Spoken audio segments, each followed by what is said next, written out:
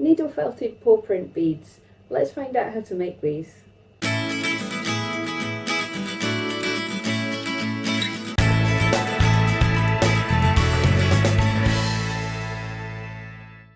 Hi, it's Pam from BenMcFuzzylugs.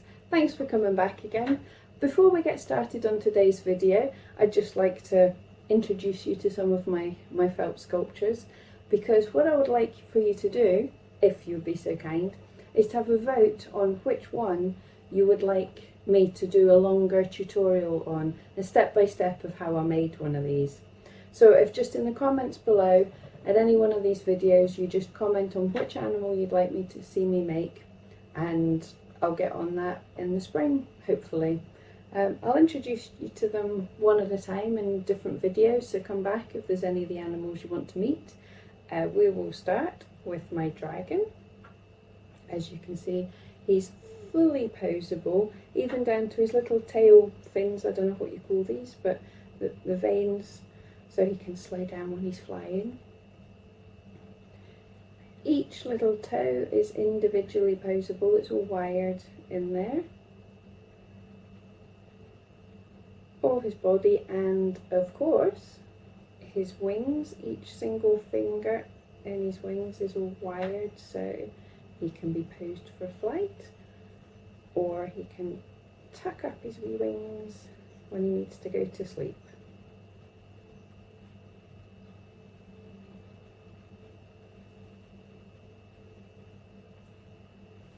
I've loved dragons all my life really, so it was so exciting for me to make this guy.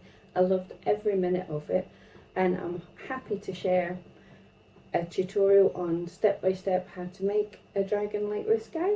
All you have to do, comment dragon below and like this video, and hopefully I'll get on that as soon as possible. Right, thank you for bearing with me. Let's get on to the tutorial of how to make paw print beads. So if you first take your stack of fleece and if you roll it up, that gives you an idea of how big your foot's going to be to start with. And then we're just going to gently restack this fleece. That's just, I'm not tearing at the fibres, I'm just pulling them gently so they slide one over the other. And that just helps realign the fibres if you've got horrible fibres like what I'm using here just now. And then I'm going to roll it into a ball. Now I want to do it fairly tightly but not totally solid, because we're wanting to be able to manipulate the shape here. Now just holding it together, I'm just going to gently start felting it into the shape of a ball. If you haven't already checked out my tutorial of how to needle felt a ball, I'd totally recommend going over there just to get lots more information on the whole process. But basically, as you see, and as I say in every video, what you're thinking of is keeping the needle perpendicular to where you want the surface of the ball to be. So what you can see I'm doing here is I'm moving the shape around and keeping the needle always going in just about at the same place, which is meaning that it's perpendicular to the surface, and you can see it's starting already to take on a better ball type shape. Now the tighter you roll a piece of felt, well, piece of fleece, the quicker it will felt, because all the fibres are closer together, so for each stab you get, you're hitting more pieces of fleece, but it's less easy to manipulate the shape. So you'll find a balance of what you find easiest to do. So you can see here I'm just demonstrating how I'm keeping the needle perpendicular to the shape I want, just to make it into a nice ball shape.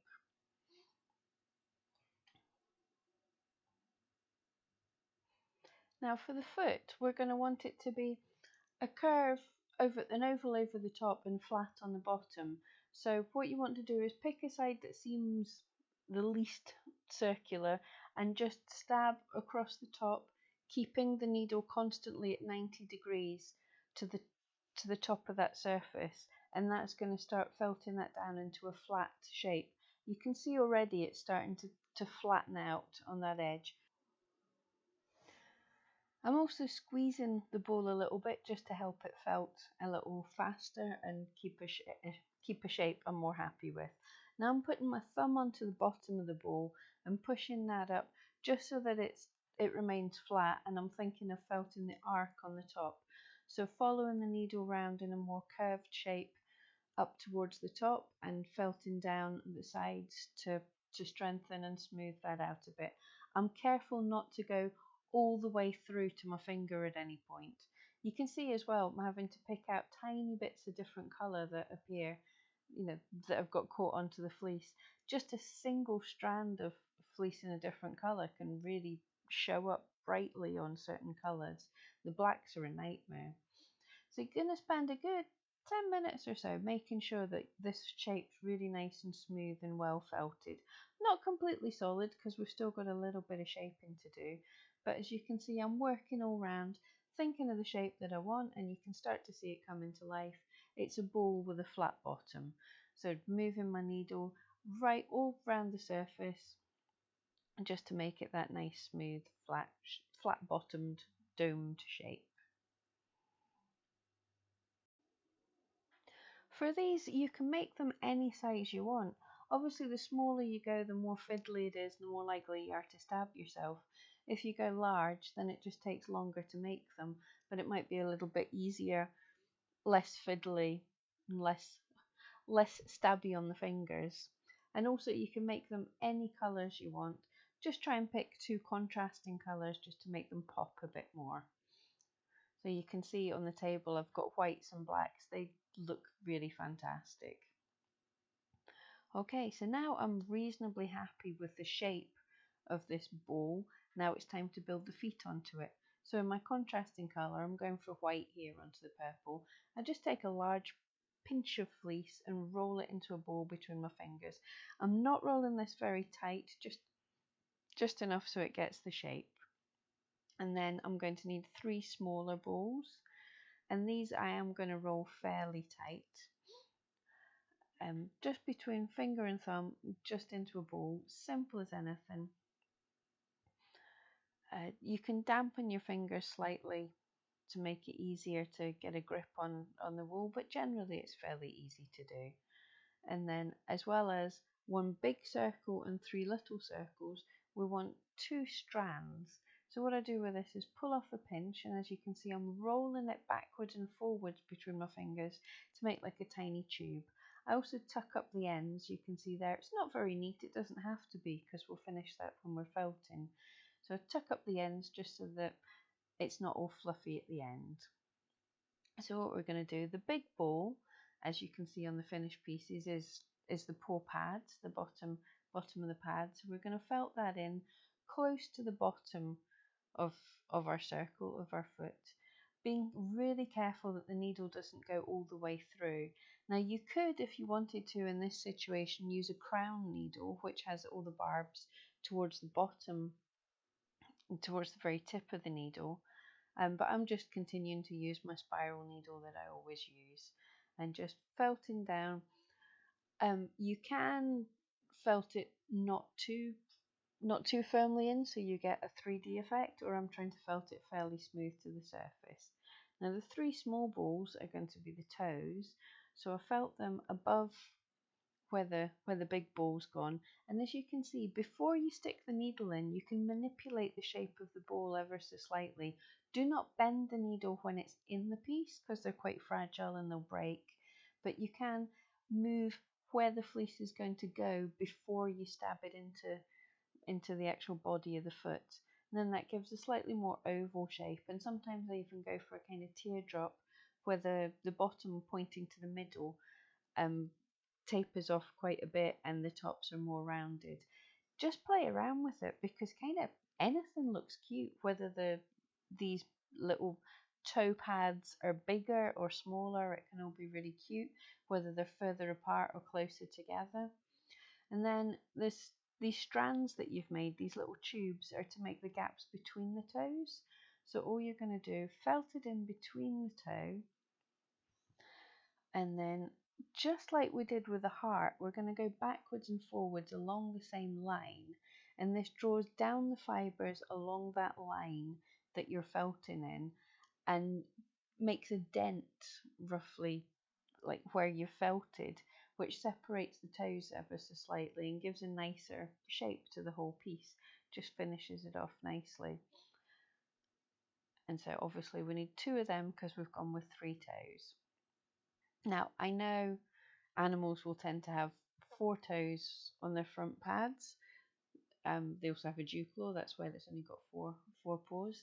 But any kind of cartoony thing, it just tends to look better with 1 less toe. If I put 4 on, it would be quite cluttered and it just wouldn't be so cute. You can do, if you want to, put 4 on. You can put as many as you want. If you wanted to pretend it was a different kind of animal, you could, put extra toes in. You can also, instead of having a flat bottomed ball, you could make a curve.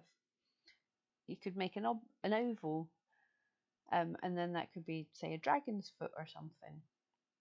So a slight difference, a variation you can make to what we've just made is to have the contrast on the bottom of the foot, and then have the paw pads, and then have the paw pad and toe pads in the same colour as you've already done, like we've done on the bottom left hand foot.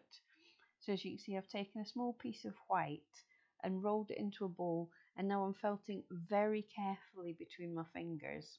And this is just to tidy up the fuzzies and get it to hold its shape a wee bit. Like I say, it's very careful. This is going between my fingers and not into my fingers at all. I'm just manipulating the fleece round in a circle so it keeps a circular shape, and just trying to catch those flyaway fuzzies. And then we're popping it onto the bottom of the foot that we've just made, so that the bottom's all white and the top's purple. Your other option with this, which works equally well, is you could make a white paw pad and wrap the top in purple. You can do just about any variation you want. I'm just showing you a couple of examples here. So I want to spend a bit of time felting this in. Again, being careful not to push the needle all the way through, because that's going to take a small amount of white through the piece and give you a kind of unexpected freckle on the other side, which we don't want for this. And then once you've got this nice and smoothly and neatly felted onto the surface, so that you couldn't just tear it off again, it's all bonded and become part of the piece, then we're going to do exactly the same as we did for the other paw.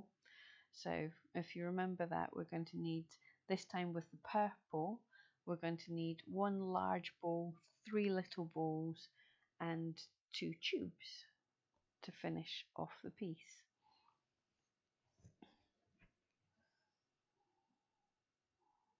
So again, the large pinch, just roll in between your fingers. I went for a slightly larger this time, just to see a different effect that gives. And then your 3 little pinches.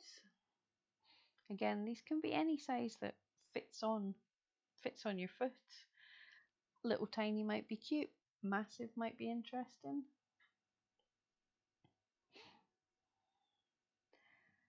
And the 2 lines. Now this technique of taking a thin piece and then rolling it between your fingers, this can be used for anything that you want to kind of line. Imagine like a mouth of an animal, or round for eyelids for a face, anything like that. And it's just really easy just to take off. You're almost making a small piece of yarn out of this. And just exactly like we did on the other piece, the bigger ball goes at the bottom, that's your pad. And you want to be careful just to leave a little line of the white if you can, or the contrasting colour, so that you can see the difference between what the pad is and where the foot is. And again, you can manipulate that by just ever so gently moving the fibre with a needle before you stick it right into the piece. And just experiment and getting the feel for that. But the other thing we want to do is make sure that the ball has a nice neat edge, so making sure any flyaways you pick up and put into the centre of the purple bit, rather than let them go out and pollute the white area. Exactly the same with your toe pads. Now, because I made these slightly larger, you can see I'm having to manipulate them a little bit more to get them to fit into the space that I've left for them. So say the bigger you make them, it's going to be a little bit awkward, but they still can end up being quite cute. Trying to felt them down so they become part of the surface, because what you're doing is taking fibres down from the purple through the white and into the purple at the bottom again, and all those fibres get all matted together and form a solid piece of fleece, a solid piece of felt. So this means that it's all one piece instead of being little things stuck on. These are all felted in, so it becomes one whole item. Now, as you can see, I've kind of run out of white a bit here. And this could be a mistake, but the great thing about felting is you can fix any of your mistakes. I'm just taking a thin piece of white, rolling it into this line, like I said. I'm going to felt it round that toe pad, blend in the edges so it still looks circular underneath, but that just is going to make sure that we've separated the purple toe from the purple base of the foot, and it just makes it that little bit cuter. But just making sure to smooth the blend between the two lots of white a little bit, just so it's not like harsh or a bump or something. And then exactly like on the last piece, we're going to look at putting in our toes. Now obviously the contrasting colours are only going to show up on the white, but this does shape the white more dramatically looking because it blends into the purple at the back. And the stitch basically that you've put here, the little roll of purple, that's just a line for you to follow on the purple. It's going to blend totally into it. You won't see it, but you'll see the dent that you make in the shape in the foot.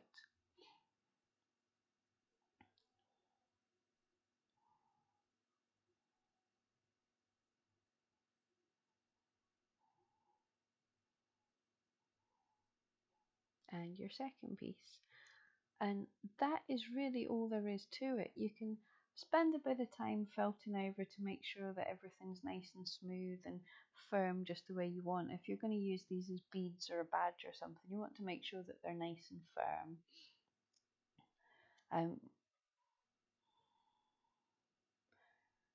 Yeah, and that's it. If you can try them in any color you want. Thank you for watching.